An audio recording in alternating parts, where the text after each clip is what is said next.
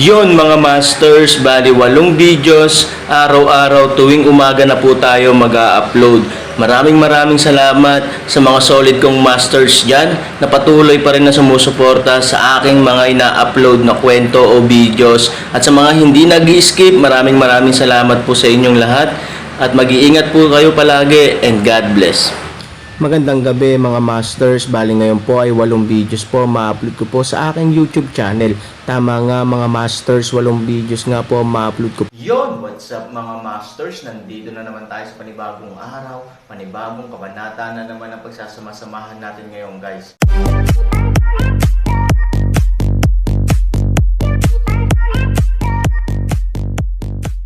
Bali mga masters, kung bago ka pa lang po sa aking YouTube channel, please click the subscribe button, lalong-lalo na po yung notification bell guys, para maging connected pa rin tayo sa isa't isa at maging updated kayo sa mga susunod ko pang video. Bali mga masters, bago natin umpisahan ng kwento ay mag-shoutout po muna tayo para sa mga solid nating tagapakinig. Shoutout kay RB Tuya, shoutout kay Saido. Yun na nga mga masters, no? Bali hindi na ito patagalin. In 3, 2, 1, let's go!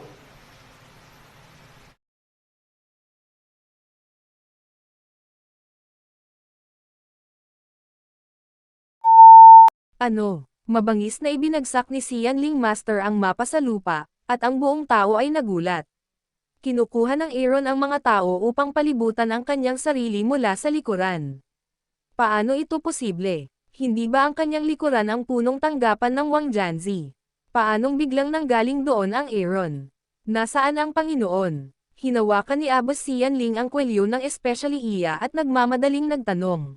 Natakot ang especially iya at nagmamadaling nagsabi, mag-ulat sa commander, ang Panginoon at ang isang grupo ng mga senior executive ay tumakas. Bang! Mabangis na pinakawala ni Sian Ling Master ang especially iya, at blanko ang kanyang mga mata. Nakatakas ba si Wang Janzi? Nangangahulugan din na ang laban na ito, na dapat nilang ipanalo, ay ganap na natalo sa oras na ito. Paano kaya iyon? Kahit na ang hukbo ng Ming Dynasty's Medicine God Pavilion ay nahahati sa dalawang bahagi upang harapin ang dalawang magkaalyadong puwersa ng Nihilismo at Fuso, lahat sila ay nakahihigit. Bakit sa huli, ang party na mas maraming tao ay napapaligiran ng partidong may kakaunting tao? Abbas, bawi na tayo. Kung hindi, huli na. Ibinaba ng especially iya ang kanyang ulo sa takot. Natahimik si Abbas Sian Ling. Ang mga hukbo sa magkabilang panig ay nakikipaglaban. Mahigpit ang pagkagat ng dalawang panig. Paano sila mag-withdraw? Ito ay hindi maaaring bawiin sa lahat. Abbas, we can't care so much now. Nandito na si Lord. Dapat dito natin panatilihin ang Castle Peak. Ngunit, sa hapon, darating ang mga tao mula sa walang hanggang si area, at sila ang sasalakayin. Ayaw sabihin ni Sian Ling nun. Nakikita ang tagumpay sa paningin, ngunit sa wakas ay nahuhulog, ang gayong kalagayan ng pag-iisip ay katumbas ng langit at impyerno. Abbas, sa sitwasyon ngayon, wala pang kalahating oras ang Aaron.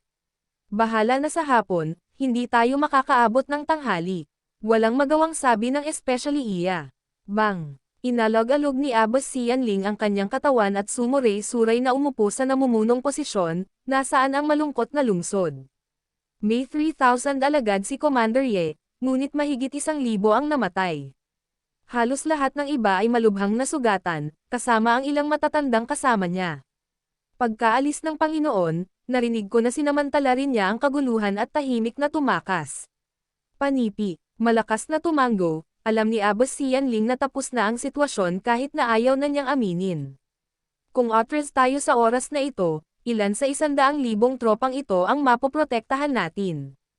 Tanong ni Abbas Sian Ling. Half of the people in front of us are in a fierce battle, and it's hard to go out. If we want to withdraw, maybe. Baka, walang lakas ng loob na sabihin ang detective. Galit na sumigaw si Abbas Sian Ling at sinabing, sabihin mo na. At least kalahati ang mamamatay sa kamay ng kalaban. Kalahati, 70,000 na tao yan. Bukod dito, ito ang mga elite ng Yaoshen Pavilion. Ganyan ka ba mapapatay? Kahit na ang puso ay kasing lupit ng Abbas, sa oras na ito, hindi mo maiwasang makaramdam ng bakas ng awa. Bawiin mo. Saglit, malamig ang tingin ni Abbas Sian Ling at huling utos. Pagkalipas ng 10 minuto, ano ba naman itong si Fu Tian, na nakikipaglaban sa kaguluhan, ay pinanood ang Aaron na pinamunuan ang kanyang mga tropa palabas mula sa likuran. Puno siya ng pagkagulat. Tinanong ni Han Sanchen ang namamahala sa pamilya ni Tian Lanfu, si Fu Ying, para makipag-ugnayan sa kanya at hayaan siyang umatake ayon sa tunog ng tambol. Hindi magtatagal ay makakabuo na sila ng pagkubkob sa magkabilang panig at talunin ang mga tropa ng mga madre sa harap seryosohin. Ngunit napigilan siya ni Yao Shen Pavilion sa sitwasyon ng labanan kung ginugol niya ito, hindi na niya kailangang isipin ang tungkol dito, hindi ko alam na ang especially iya ay. Nagulat na umalis na si Abbas Xianling. Pagkatapos ng lahat, si Abbas Xianling ay palaging sinasakop ang kalamangan sa larangan ng digmaan mula sa nihilism at pagdating ng lungsod ng Tianlan, kailangan niyang paniwalaan ito. Sinasabi na mayroong higit sa 100,000 katao sa pangunahing kampo ng Yaoshen Pavilion. Ang sekta ng nihilist ay may mga 10,000 lamang katao, at ang aming pamilyang Tianlan ay mayroon lamang 30,000 katao. How can they achieve such a huge difference that less is better than more? Sa tabi niya, sumimangot din ang isang senior executive ng Fujia. Hindi niya alam na ang 100,000 troops ay natalo ng Aaron sa unang araw. Kinabukasan, hiniling niya sa Aaron na kumuha ng isang grupo ng mga kakaibang hayop upang talunin sila ng 10,000 sa gabi. Si Aaron ay sinalakay sila ng palihim at binugbog sila sa 10,000 sa wakas. Sinalakay ng Aaron ang natitirang libo. Libo mukhang marami, ngunit pagkatapos ng ilang beses na paghahati, tila hindi marami. At sa oras na ito, si Fu Mei, na nasa lungsod ng Tianho, ay nakaupo sa pangunahing bulwagan, tinatangkilik ang Panginoon ng lungsod ang maginhawang buhay ni Mrs. Kahit alam niya na nasa diplomatic war si Fuya, para kay Fu Mei, wala siyang pakialam kung gaano karaming tao ang namatay o kung gaano kalungkot ang labanan, wala siya bahala na. Mabilis bang dumating ang mga executive ng tulong sa bahay? Ano ang problema? Naguguluhan kaya? Panipi. Sa wakas, may magandang pagsasanay sa unahan. Nanalo tayo sa laban-laban sa Yaoshen Pavilion. Panipi. Nang marinig ang balita, iniwan ni Fu Mei ang prutas na tinitikman niya at tuwang-tuwa na napabulalas, talaga. Ang mga pahayagan ng militar sa harap na linya ay hindi nangangahas na maging peke. Ang mataas na tubo na iyon. Tumawa si Fu Mei, tinapik siya sa balikat, at nakangiting sinabi, magaling, mahusay na mga kasanayan sa pag-arte, gumawa ng isang malungkot na hitsura, halos kahit ako ay nandaya. Hindi, mayroon akong ilang masamang balita na sasabihin sa iyo. Kumunat ang noo ni Fu Mei. Kaagad pagkatapos noon, lumapit ang senior manager sa tainga ni Fu Mei at nagsalita ng ilang salita. Natigilan si Fu Mei at napabulalas, ano? Aaron. Sa sumunod na segundo, napakabangis ng mukha ni Fu Mei. Hinawakan niya ang kwelyo ng executive at sinabing, ang ibig mong sabihin, ang misteryosong lalaki. Ang misteryosong lalaki ay si Aaron. Ang basura ng lupa na umuugoy sa asong iyon. Eksakto. Mahirap para sa mga executive na mahuli, ngunit hindi naman maitatanggi. Tuldok. Imposible naman. Paano magiging misteryosong tao ang Aaron? Umuungal si Fu Mei sa hindi makapaniwala. Ngayon lang nawala ang nakakaaliw, mga mata na puno ng halos isang uri ng hysteria. Kung tungkol kay Fu Mei, si Aaron ay isang misteryosong tao, na mahirap aminin at ayaw niyang aminin. Nagpakasal siya. Si Ye Shijun, isang duwag at ordinaryong tao ay nagsakripisyo ng malaki para mabago ang kanyang posisyon at maging hitsura ng pagsuporta sa pamilya. Ngunit kung ang misteryosong tao ay si Aaron, kung gayon siya ay mas mataas kaysa sa lalaking sumusuporta sa kanya, siya pa rin ang tagapagligtas sa mata ng kanyang pamilya. Gayunpaman, sa mga mata ng mga tagalabas, ano ang kanyang ikinukumpara kay Fuyao? Sa harap ng mga misteryosong tao na nasa limelight at kahit na sikat, ay biglang lumitaw. Hindi gaanong mahalaga. Ito ay isang self-made na pahayagan na isinulat ni Patriarch Fu. Maliwanag na si Aaron ay isang misteryosong tao. Dahil doon, kinuha ng senior manager ang dyaryo mula sa kanyang manggas at ibinigay kay Fu Mei.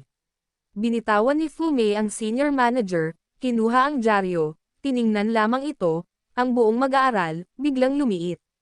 Imposible, Galit na galit niyang pinunit ang dyaryo, at ang buong tao ay naghisteryoso. Sa sandaling lumitaw ang isang eksena, tulad ng isang larawan, sa kanyang isip, tulad ng isang bata isang buong panunuya, ay nakatitig sa kanya. Tinutokso si Aaron, inilaan niya ang kanyang sarili sa misteryosong lalaki, at kahit na sinubukan niya ang lahat ng paraan upang lapitan siya pagkatapos ay sa tingin niya ay sapat na siya upang pukawin sila at Sir on si Ivory, akala niya ay kaakit-akit siya, ngunit ngayon ay iniisip niya na siya. Noong una, akala ko ay napakatalino ko, ngunit ngayon ako ay mukhang tanga mula sa simula hanggang sa huli, siya pala ay ang kanyang sarili. Aaron, naikuyom ni Fumei ang kanyang mga ngipin, isang pares ng mga payat na kamay.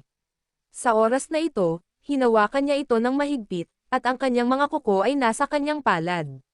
Sa larangan ng digmaan, cheers, hindi mahalaga ang nihilism, ang dalawang kalyadong puwersa ni Fuye, o ang mga tao sa paligid ng Aaron, kahit papaano sa oras na ito, hindi sila nahahati sa isa't isa at walang pagkakahiwalay. Lahat ay nagbubunyi, nagbabandila at nagdamit, at tuwang-tuwa. Sa kabaligtaran, mayroong isang malaking bilang ng mga patay na tropa sa Yaoshen Pavilion sa larangan ng digmaan, pati na rin ang nanginginig na nahuli na mga bilanggo. Sa labanang ito, kahit na ang hukbong kaalyado ng Fuya ay nawalan ng higit sa 40,000 katao sa frontline, ang nihilist na sekta ay nawalan din ng libu-libong mga disipulo, at higit sa 2,000 kakaibang mga hayop ang namatay at nasugatan. Lumikha ito ng isang himala ng pagwawagi ng higit pa sa mas kaunti, at natalo ang Yaoshen Pavilion. Hindi bababa sa imposible para sa Yaoshen Pavilion na tumuntong sa lugar na ito sa maikling panahon. Gayunpaman, hindi ito nangangahulugan na ang problema sa pagsuporta sa pamilya ay ganap na nalutas. Nihilismo. Kung ang nihilism ay maaaring magbukas ng isang maginhawang pinto, ang distansya sa pagitan ng lungsod ng Tianlan at lungsod ng Chanho ay magiging hindi bababa sa 5 beses o kahit 10 beses na mas malapit, na napakahalaga para sa magkasanib na patayo at paalang na layout ng dalawang pamilya. Sa pag-iisip nito, kinuha ni Fu Tian ang kanyang mga nasasakupan at sinabing, pumunta kayo at ayusin ang mga tao. Para ihanda ang piging at gantimpalaan ang 3 hukbo. Bilang karagdagan, anyayahan ang mga nihilist na sumama sa amin. Panipi. Oo. Pinangunahan ni Master Sanyong si Lin Mengsi at nagkaroon ng isang round with Aaron. Sa oras na ito, nagmamadaling lumapit sa kanya ang isang family supporting executive at may paggalang na nagsabi, Master Sanyong, sa pagkakataong ito ay tinalo ng ating mga kalyadong puwersa ang Yaoshen Pavilion, nagpa siya ang aming pinuno ng pamilya na magdaos ng isang piging para gantimpalaan ang 3 hukbong sandatahan. Igalang mo ang iyong mukha at magkaroon ng piging sa lungsod ng Chanho sa gabi. Nakangiting sabi ni Sanyong, sa tingin ko ay nagkakamali ka. Ang pinuno ng nihilismo ay hindi matanda, ngunit si Qin Shuang. Gayunpaman, wala siya ngayon. Natigilan ang executive at nag-aatubili ng ngumiti, ito. Pwede. Pero inutusan ako ng pinuno ng pamilya ko na dumalo sa hapunan ang mga bayani ng nihilismo. Nahirapan si Sanyong, tumingin kay Aaron at nakita si Aaron na tumanggo si Sanyong na malumanay, dahil ang patriarka ay mabait at inanyayahan, dapat ay maging. Kahanga-hanga ang lalaki, at pagkatapos, na may kakaibang tingin at bakas ng pang-aalipusta, tumalikod siya at umalis. Si Aaron ay ngumiti, okay, linisin mo ang larangan ng digmaan. Babalik muna ako sa nihilism. Magkita tayo sa piging sa gabi. Oo. Sabay na tumanggo si Sanyong at ang iba. Matapos makitang umalis si Aaron, 34 na tao ang masayang ngumiti sa isa't isa. Nihilism Crisis Contact, 4 na natural na masaya. Sa halaga ng 1,000 tao, maaari akong magkaroon ng magandang kwento sa pamilya Fuya at sa Yaoshen Pavilion. Hindi ko man lang maisip. Natatawa si Sanyong. Dati, iniisip lang natin kung paano mabubuhay ang nihilismo. Paano natin may isip ang antas na ito? Nakangiting sabi ni Elder Erfang. Lahat ito ay salamat sa Aaron. Kung hindi dahil sa kanya, ang nihilismo ay hindi magkakaroon ng ganitong sitwasyon ngayon. 2 lang ang resulta na naghihintay sa atin. Ang isa ay Paksain sa pamamagitan ng direktang puwersa, ang isa ay ang naisinama ni Ye Gotcheng, ang isa ay ang mamatay sa pangalan at sa katotohanan, ang isa ay upang tiisin ang lahat ng uri ng kahihiyan at mabuhay sa pangalan at sa katotohanan. Tiyak na tumango si Elder Sanfeng. Tumingin si Lin Mengzi sa figure ni Aaron at ngumiti, maaaring ito ang pinakamayabang na disipulo ni Ching Feng. Dati ay kinasusuklaman ko kung gaano kasangkot si Shuanger sa kanya. Ngayon ay natutuwa akong naging tapat si Shuanger sa kanya.